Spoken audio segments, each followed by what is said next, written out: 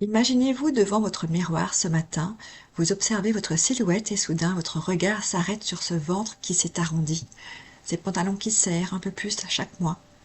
Une pensée traverse votre esprit, pourtant je n'ai pas changé mes habitudes.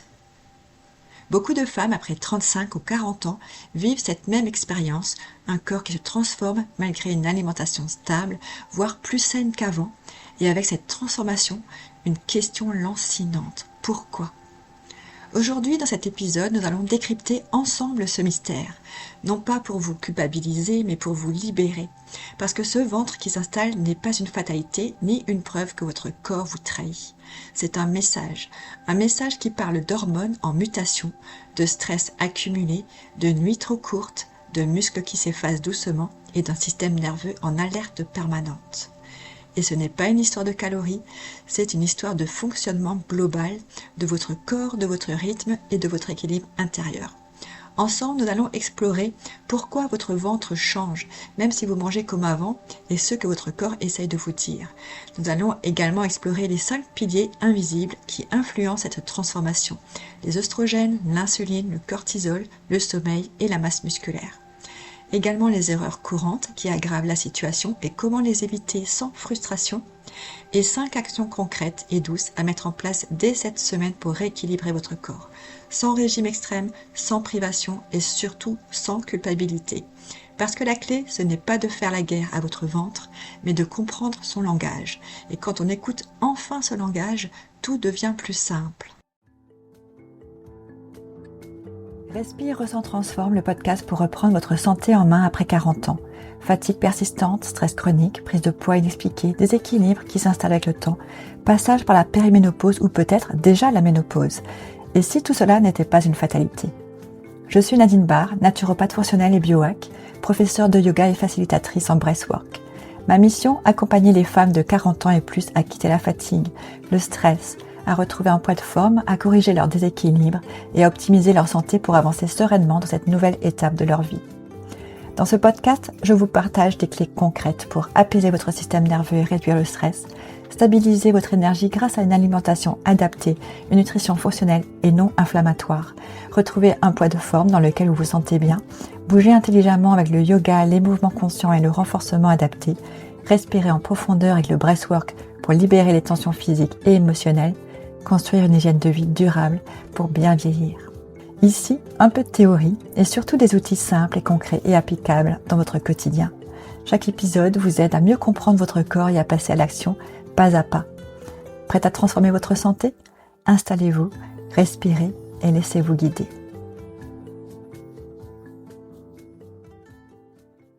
Bonjour et bienvenue dans ce nouvel épisode sur le thème « Pourquoi nous prenons du ventre sans manger davantage ?»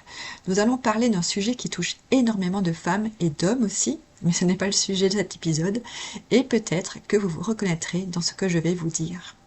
Vous mangez à peu près comme avant, ou peut-être avez-vous déjà débuté un changement dans votre alimentation pour aller vers une alimentation plus saine.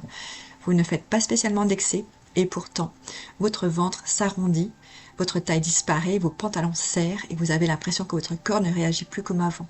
Et là, très souvent, 2 pensées arrivent. Soit je dois manger trop, ou mon métabolisme est cassé.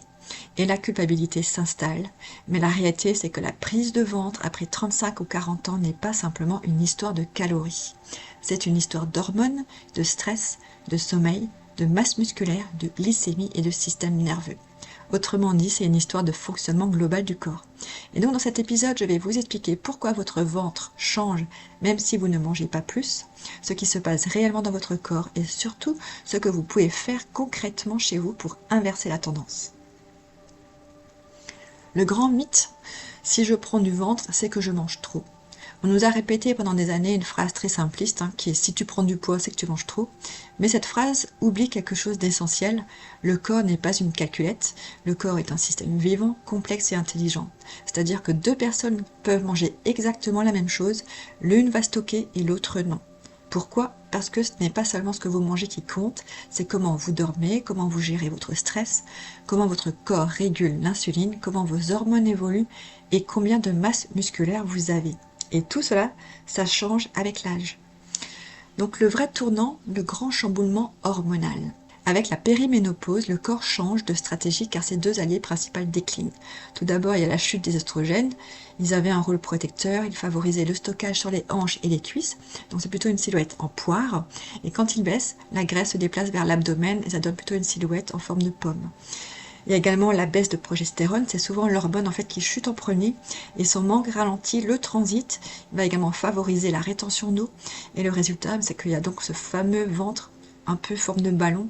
Alors ce n'est pas que du gras, c'est aussi de l'inflammation et des ballonnements digestifs. À noter que ce changement favorise la graisse viscérale, c'est-à-dire celle qui entoure vos organes, et ce qu'on aimerait éviter. Et c'est ce qui rend justement le corps également plus résistant à l'insuline. Alors tout d'abord, l'insuline, c'est donc le gardien des stocks. L'insuline, c'est vraiment l'hormone clé qui ouvre la porte de vos cellules pour y faire entrer donc le glucose. Ce glucose correspond à peu près à 20% de carburant dont votre corps a besoin pour son énergie. Les 80 autres pourcents, c'est plutôt du bon gras. Et qui est donc fabriqué naturellement par votre métabolisme. Donc on n'a pas besoin d'en ajouter par l'alimentation. Le problème de nos jours, votre corps n'est pas conçu donc pour gérer les glucides qui sont transformés ou ajoutés dans votre alimentation. C'est-à-dire que lorsqu'on ajoute dans notre alimentation, qui est aujourd'hui devenue triglucidique, et on mange cela tous les jours quasiment, et bien ça provoque une surcharge que le corps ne peut pas utiliser immédiatement. Notre métabolisme doit choisir entre s'occuper des glucides ou du gras, et c'est ainsi que l'on prend du poids sans se douter pourquoi. Avec l'âge et donc la baisse des oestrogènes, vos cellules deviennent résistantes. Elles n'entendent plus bien en fait le signal de l'insuline et c'est là que tout bascule et tout va commencer à changer. C'est-à-dire qu'avant, notre corps était métaboliquement flexible, donc il brûlait efficacement l'énergie de vos repas ou la stocker, mais c'était beaucoup plus facile en fait de gérer tout cela. Et aujourd'hui, pour le même repas, votre pancréas doit produire beaucoup plus d'insuline pour obtenir un résultat, parce que justement notre corps pendant des années a été tellement carburé à l'insuline pour essayer de stabiliser en fait notre glycémie, qu'aujourd'hui avec les années, ça devient de plus en plus difficile.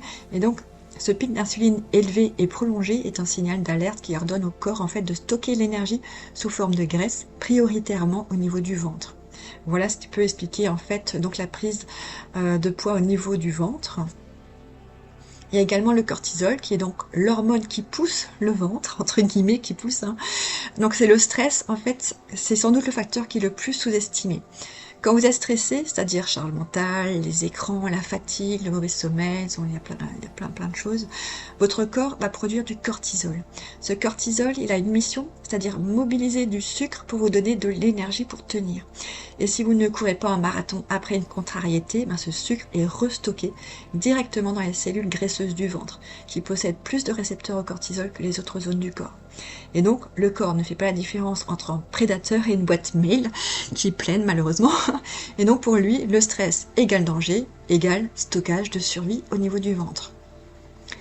Il y a encore un autre facteur, c'est le sommeil et le muscle. Ce sont très souvent les piliers qui sont oubliés. C'est-à-dire que dormir moins de 7 heures dérègle vos hormones de faim, c'est-à-dire la gréline et la leptine, et une seule nuit courte augmente votre résistance à l'insuline le lendemain. Donc on va stocker plus et on aura davantage de fringales de sucre. Au niveau musculaire, c'est-à-dire qu'à partir de 30 ans, on perd naturellement de la masse musculaire, ce qu'on appelle la sarcopénie. Or, le muscle est votre four à calories. S'il y a moins de muscles, forcément, le métabolisme tourne au ralenti, et donc même quand vous dormez.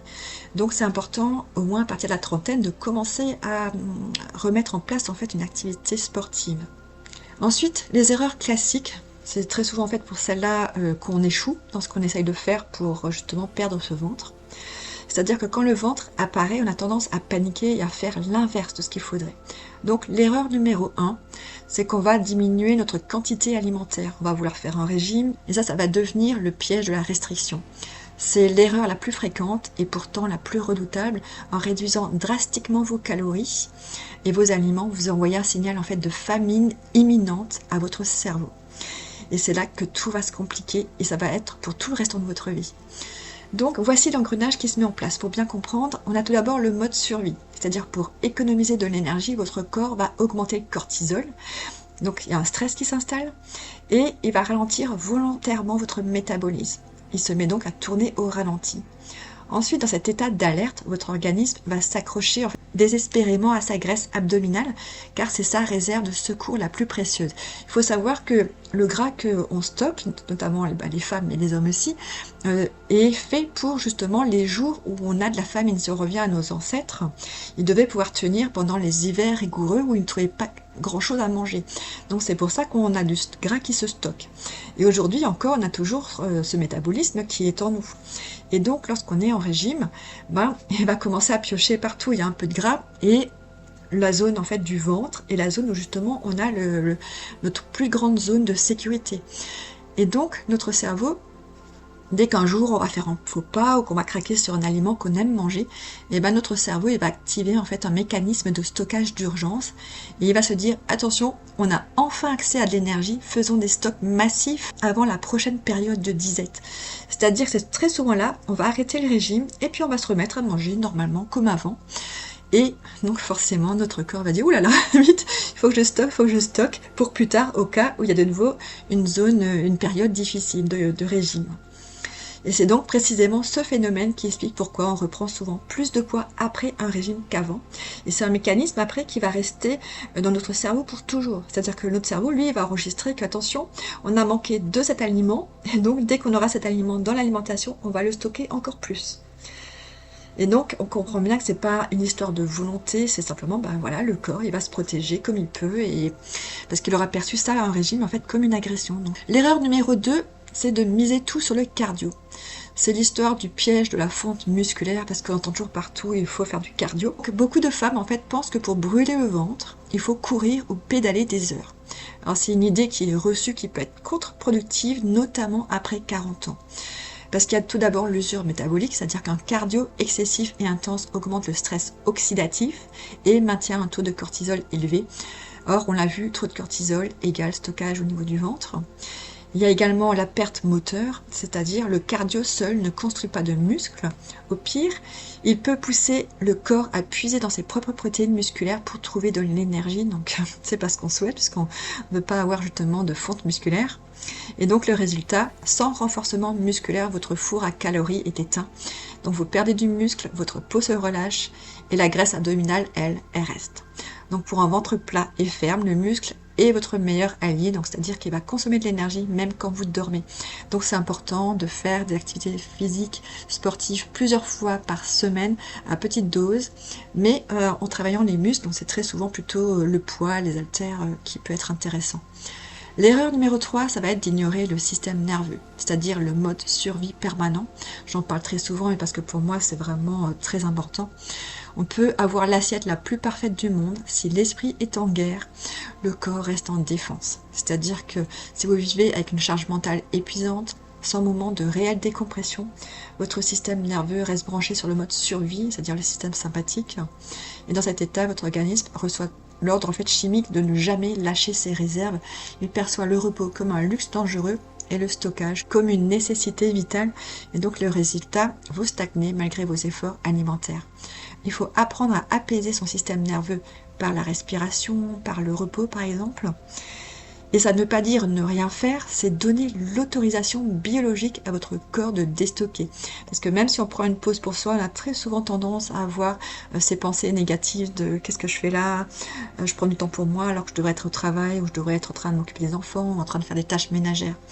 Mais on a besoin de ces moments de pause. Donc 5 actions concrètes que je vous invite à mettre en place cette semaine. Tout d'abord, commencez à stabiliser la glycémie, c'est-à-dire prioriser les bonnes protéines, comme par exemple les œufs, la viande, le poisson, les légumineuses, et les bons gras dès le matin pour éviter les montagnes russes de l'insuline.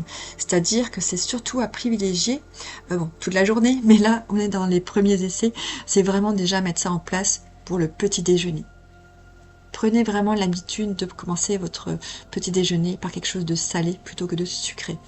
Parce que si vous amenez du sucre dès le matin, c'est toute la journée que vous bousillez au niveau de vos pics de glycémie et de votre rythme pour stabiliser la glycémie. Ensuite, marchez chaque jour. 30 minutes de marche calme suffisamment pour faire baisser le cortisol et améliorer la sensibilité à l'insuline. 3. Renforcer plutôt que s'épuiser, c'est-à-dire pratiquer plutôt 2 séances de 20 minutes de renforcement, c'est-à-dire avec le poids du corps, avec des élastiques, des haltères par exemple, pour réveiller votre métabolisme et simplement travailler les muscles. 4. Pratiquer la cohérence cardiaque. C'est-à-dire que 5 minutes de respiration rythmée par jour, cela va vous permettre de faire chuter le taux de cortisol de manière mesurable en quelques minutes.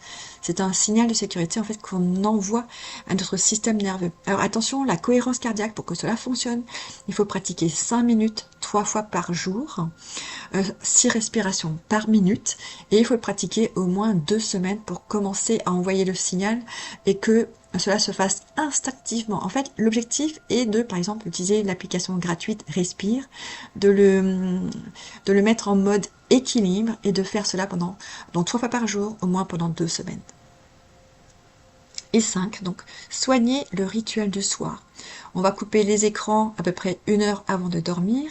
On va mettre une lumière tamisée, si possible, plutôt des couleurs orange, rouge, pour aider en fait la mélatonine à réguler votre métabolisme nocturne. Donc on peut par exemple soit mettre des ampoules rouges dans la chambre ou mettre des lunettes. En biohack, on utilise beaucoup les lunettes. Et donc pour vous aider, je vous offre une checklist et qui s'appelle en fait équilibre et ventre. Vous pouvez la télécharger gratuitement dans la RRT Box, donc c'est l'espace dans mon école. C'est gratuit, hein, vous avez juste à vous inscrire, créer votre compte d'élève et ensuite vous avez accès à tous les documents, à tout ce que je propose dans cette RRT Box et je vous mets le lien en description. Si cet épisode a résonné en vous, laissez-moi 5 étoiles et abonnez-vous pour ne manquer aucun outil concret pour optimiser votre santé naturellement et libérer votre énergie. Et surtout, partagez-le à une personne de votre entourage qui a besoin d'entendre ces clés, une amie épuisée, un proche en quête de sens, ou simplement quelqu'un qui mérite de retrouver sa légèreté et sa vitalité. Ensemble, créons une communauté où la santé devient une aventure joyeuse et durable. Nous nous retrouvons bientôt pour un prochain épisode. Prenez soin de vous. Bye bye.